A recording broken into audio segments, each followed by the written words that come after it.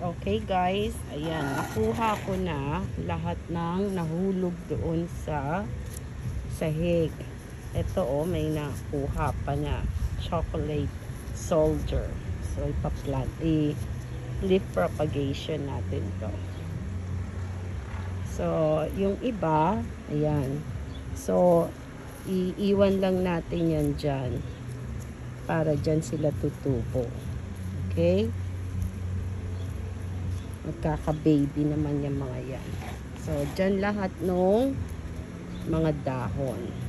Okay? So, ngayon, tabi na natin to. So, lahat ng ano yon, dahon. So, ito naman, mga naputol, taas na. Yung mga naputol, tingnan nyo, naputol siya. Mga naputol. So, itatanim natin siya dito. Okay? Ayan. Yan ang mother plant to. Teka, pakita ko sa inyo. Ayan. Yan ang mother plant. So, nahulog siya. Ayusin ko lang yan.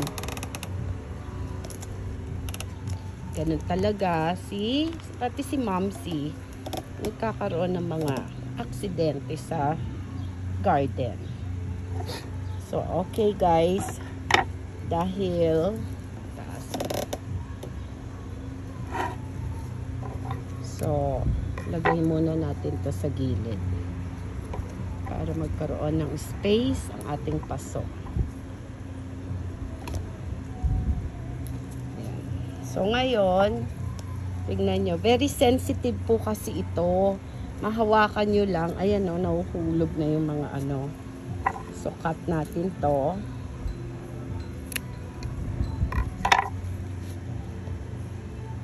Tapos, tanggalin natin tong mga dahon dito. Para ito ang itatanim natin. Tutubo naman ulit yan. Kaya lang, syempre, parang nang hinayang ka kasi ang ganda-ganda na niya. So, tanim natin.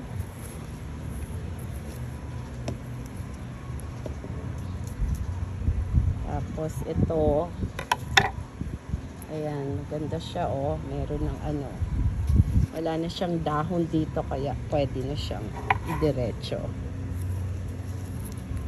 So yun lang, hinayang ka ba na ano siya, ang ganda na ng dahon niya, ng itsura, tapos biglang nahulog.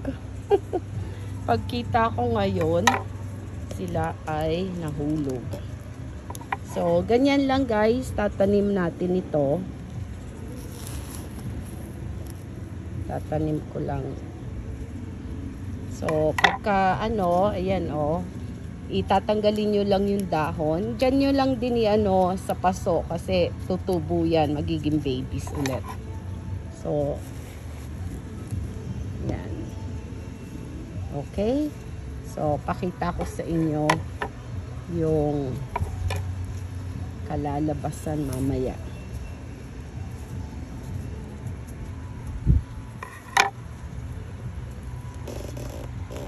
So, kukuha ako dito mamaya sa mother plant kasi para punuin din natin tong pot. Okay.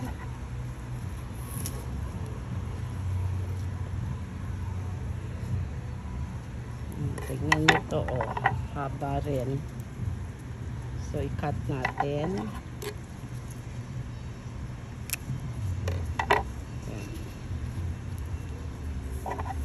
Ayan. So, pagka, nasira, ayusin, diba? May hugot na naman si Momsy, diba? Pag merong isang bagay na nasira, relasyon, diba? Try ayusin, makipag-usap. Pero minsan, paano yon? Minsan, may mga taong mahirap kausapin. Diba? Parang kahit kausapin mo, magtatalo lang kayo. Ako po kasi, pag sumama ang loob ko sa isang tao, I stay away. Para hindi na kami makapagsalita ng mga salitang mariregret mo rin. So, wag po tayong magsasalita, makikipag-usap. Pag galit pa tayo or alam mong mag-aaway lang kayo, yung kalma na kayo, yung malamig na kayo parehas. Minsan naman, okay ka na, pero yung kakausapin mo, hindi pa, so maghihintay ka pa rin, di ba? Na maging okay. Yeah, may mga tao kasing hindi rin marunong magpatawad. Parang sa kanila, sila ang tama lagi. So, mahirap makipag-usap. So, ang gagawin mo na lang, pag-pray mo. Pag-pray nyo na lang ang taong yon. Kasi,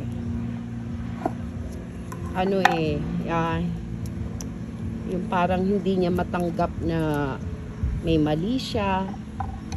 Kahit explain mo siguro na may mali siya, hindi niya matanggap, mag-aaway na naman kayo. So, pero sa mag-asawa, ang kagandahan ng pag nag-aaway ang mag-asawa, dahil, mahal niyo ang isa't isa, na o-overcome ng galit, yung pagmamahal nyo sa isa't isa, diba? Pag hindi yun na-overcome ng pagmamahal nyo, yung away nyo, panay pa rin kayo away, kahit nag-uusap na kayo, may problema na yun. Ibig sabihin, may problema ng relasyon nyo. Kasi parang ayaw nang ayusin ng it takes two para maayos ang isang problema. It takes two to tango nga, sabi nila. Ngayon, kung ang isang tao gustong ayusin, tas yung isa naman ayaw, walang mangyayari. Mag-aaway at mag-aaway pa rin kayo, diba? So, pagka ganon, siguro sa mag-asawa, alamin nyo kung ano talaga ang problema, pag-usapan nyo. Pag mag-asawa kayo, you need to work it out.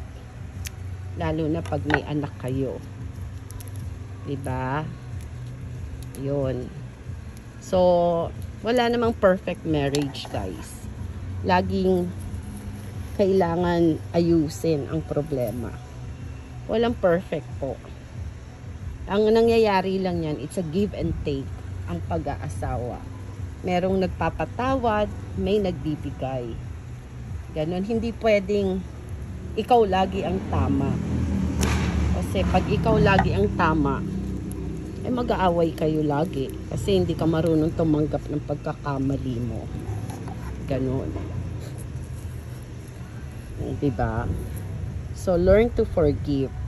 Ako po, pag may kunyari nakasamaan ng loob, I just pray for them. Yun po ang totoo. I pray for them that God will bless them, na magkakaayusan din kami. Oo. Meron din naman nakakasamaan ng loob si Mamsi. Oo. So, I just pray for them. Kung di kami magkaayusan, pinagpe-pray ko na lang sila. And I pray, sabi ko, Lord, in your perfect time, magkakaayos din kami. Yun, pag-pray nyo lang ang relasyon nyo sa tao.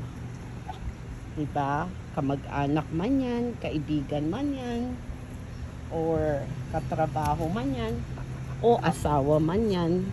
Lahat yan naayos kung willing makipag-usap yung kasamaan ng loob mo. Pag hindi, pag-pray nyo na lang. Pag-pray nyo na lang sila na i-bless pa sila ni Lord. Sabi nga ni Lord, love your enemies. Ang hirap gawin, pero sa totoo lang, mahirap po siya gawin. Yung sinasabi ni Lord, love your enemies. Kasi ako, minsan, nahihirapan din ako. Pero, through God's grace and mercy, natutunan kong ipag-pray na lang sila. Pag-pray ko na i-bless sila lalo ni Lord. And I just trust God na in His perfect time, magkaka-okay din kami. Huwag niyo madaliin. Yeah, may process ang bawat bagay sa mundo, guys. Yeah. Ganun talaga. Kasi magkakaibang mga ugali natin, ganon. Minsan kahit na yung very close ka na noon, nasisira ka rin, 'di ba? So, yun lang ma-share ko na pag may nasira, 'di ba? Kasi may nasira ayan, nasira ang halaman ko. So, ang topic natin ngayon, nasira ang relasyon. Yan. Pero wag niyong kalimutan na kahit hindi kayo magkausap na nagpatawaran kayo, patawarin niyo po sila at ipag-pray niyo. Yan ang best nyo, magagawa niyo sa taong iyon. Pag-pray niyo po sila for blessing na sila in God's perfect time, magkaayusan din kayo. Diba? Huwag niyong pag-pray na may mangyaring hindi maganda. Hindi po yun. Kasi si Lord ang bahala sa iyo pagka may nakaaway ka. Basta pag-pray mo maging mabuti ang buhay niya. Kasi si Lord naman hindi tulog. Yan. Alam niya ang nangyayari. Alam niya ang nasa puso mo. So, yun lang guys. Share ko lang sa inyo na let's continue to seek God's word. At sa salita ng Diyos, sinabi niya, love your enemies. Mahirap man gawin, pero through God's grace, ma-overcome niyo po yung galit niyo sa tao. Okay? Hindi ako perfect, 'di ba? Meron ako nakakasamaan ng loob, pero through God's grace, pinapatawad ko sila at pinagpe-pray ko sila na magkakaayusan din kami. Kasi minsan ready na ako, pero hindi naman siya ready. So, hayaan nyo lang, pag-pray nyo lang. Okay? Na magkakaayusan din kayo. So, ayan guys, naayos ko na. So, yung mga nahulog, diba? Nasira man, pero maayos pa rin. Diba? So, tutubo naman ulit yan. Nagustuhan nyo ba guys? Ayan. So, ayun lang guys, ang masashare ko ngayon. So, nasira man ang halaman nyo, don't worry, maayos pa rin yan. Yan. Okay. Thank you for watching guys. God bless everyone. Bye.